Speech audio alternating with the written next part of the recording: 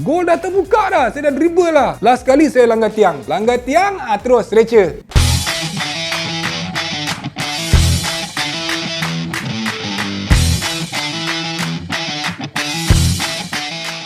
Assalamualaikum warahmatullahi wabarakatuh. Bertemu kembali dalam channel The Azman Adnan. Okey, sebelum tu jangan lupa subscribe channel The Azman Adnan. Kepada yang dah subscribe, saya ucapkan terima kasih, dan kepada yang belum, dipersilakan. Tanpa peminat, siapalah saya?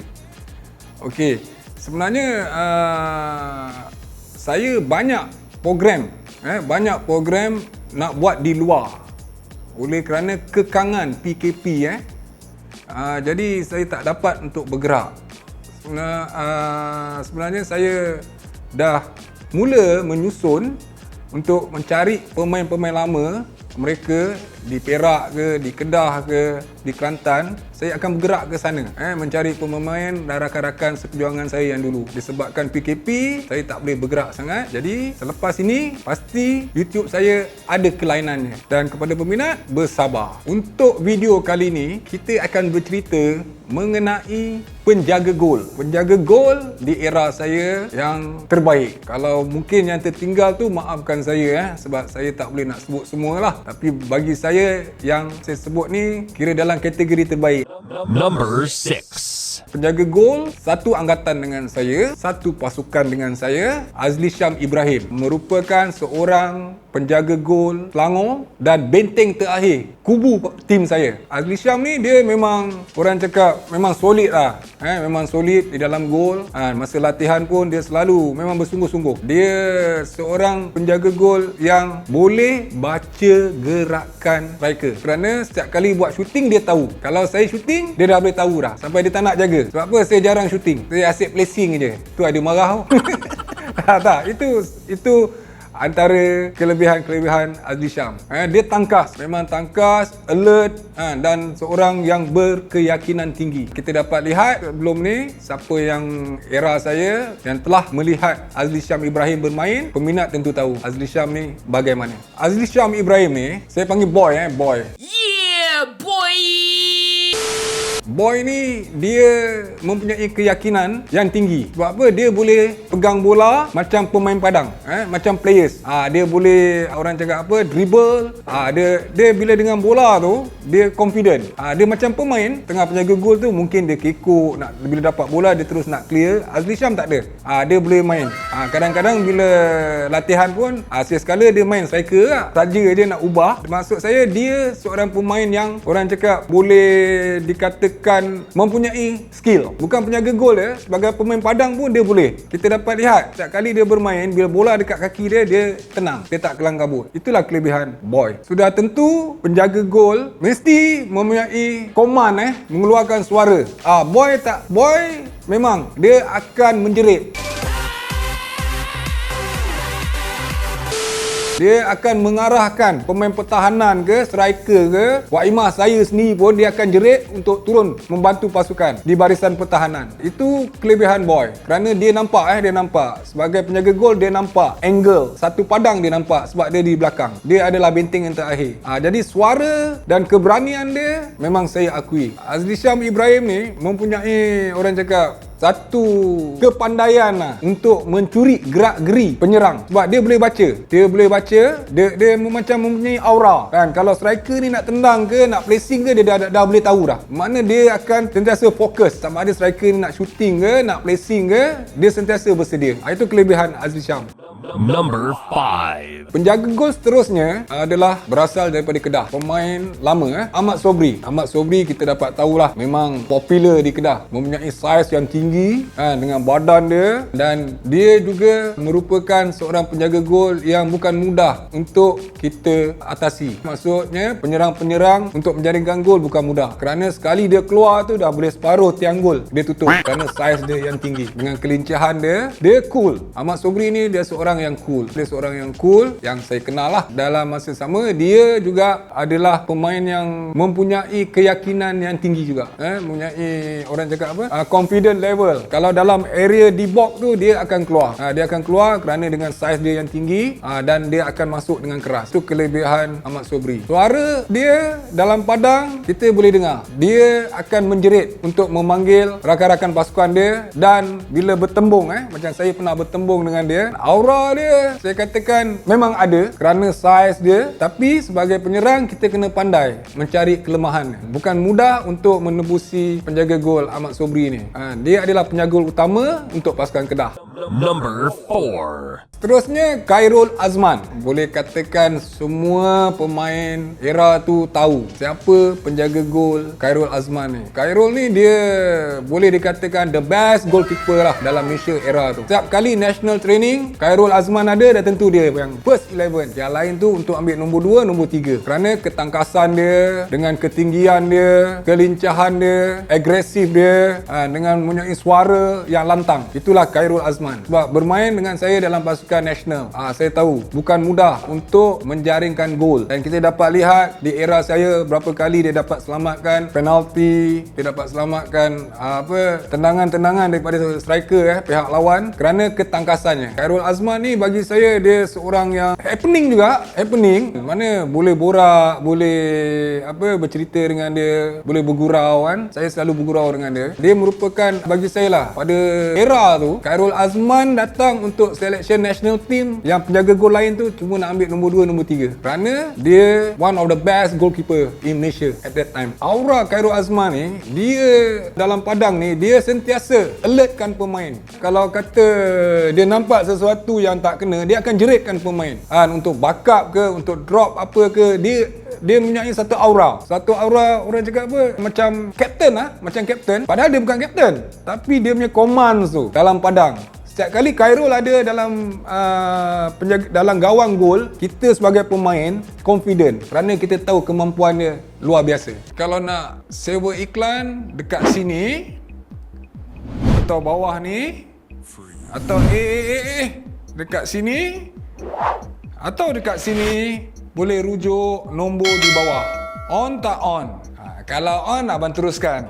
Number 3. Yap Kamchun. Yap Kamchun satu tim dengan saya, tim Selangor, dan kita menjuarai IPL Malaysia. Yap Kamchun memang rajin tangkas di dalam padang. Seorang penjaga gol yang orang cakap apa, berdisiplin dan mempunyai semangat juang yang tinggi. Bila time latihan tu kita nampak kesungguhan dia. Di dalam padang dia akan bersuara. Susah kita nak tengok seorang penjaga gol berbangsa Cina yang akan melontarkan suara dia yang begitu kuat. Itu kelebihan Yap Kamchun. Sebab bila dalam padang, saya sendiri boleh dengar jeritan dia daripada bawah walaupun saya di atas. Dan dia sentiasa akan keluar setiap kali long ball ke, one by one ke, through ball ke, dia akan intercept. Itu kelebihan Yap Kamchun. Dia mempunyai saiz yang orang cakap apa, memang sesuai untuk penjaga gol lah. Dengan ketinggian dia, dengan dia punya bidang dia, buka dia tu, bila dia duduk dalam gol tu, kita dah nampak dah separuh tiang gol tu dah penuh. Jadi setiap kali Yap Kamchun bermain, kita orang sentiasa confident bersama pasukan Selangor. Number 2. Okey, Mazlan Wahid adalah penjaga gol Sarawak. Masa era saya, penjaga gol Sarawak, dan dikenali oleh penyokong-penyokong Sarawak kerana ketangkasan dia dan kejayaan dia yang pernah dia kecapi di Sarawak. Mazlan Wahid tak silap saya daripada Melaka dan dia berhijrah ke Sarawak. Dia relax, dia cool. Dalam masa sama, dia akan bersuara di dalam padang. Semua penjaga gol mesti kena ada suara untuk mengingatkan rakan-rakan. Yang saya sebut ni boleh katakan semua samalah, mempunyai aura tersendiri dan mempunyai suara yang garang di dalam padang. Kalau nak ikut yang saya kenal, Mazlan Wahid ni dia cool. Dia dekat luar padang dia relax je. Tak ada orang cakap apa macam happening sangat, tak ada. Dia santai je.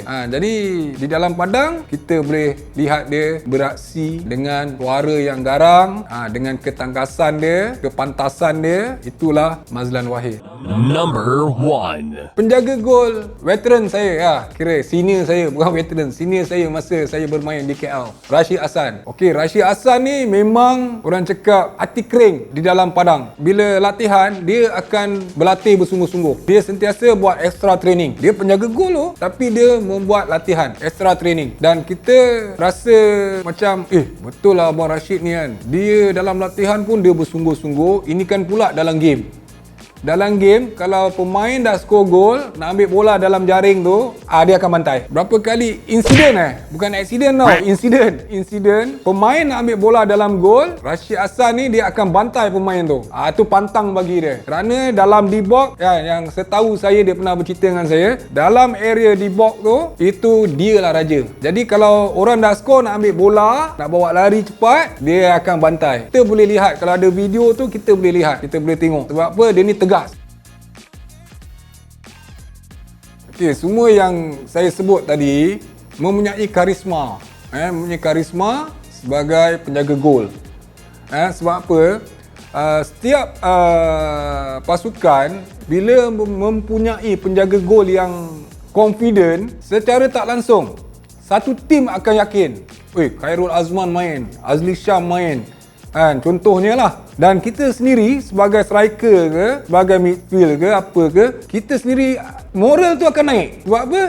Kitanya keeper solid, tak ada hal man. Kalau percubaan-percubaan tu, insyaAllah dia akan save. Itulah yang saya nyatakan tadi. Kelebihan yang ada di penjaga gol yang saya sebutkan tadi, semua ada kelebihan masing-masing. Kerana bila sebut penjaga gol, dia bukan hanya menjaga gol saja. Dalam masa sama, dia akan mengorakkan untuk tim. Contohnya, nak kata keeper dapat, dia nak terus long kan untuk counter attack ke, dia yang akan melakukan. Dalam masa sama, dia di benteng terakhir. Dia macam sweeper. Bila bola through ball, dia boleh pergi intercept. Keyakinan dia tu. Inilah kelebihan yang ada dekat penjaga gol yang sebut ni. Kepada pemain-pemain muda yang ingin menjadi goalkeeper untuk jadi goalkeeper, jangan fikir penjaga gol ni sebagai pelengkap saja.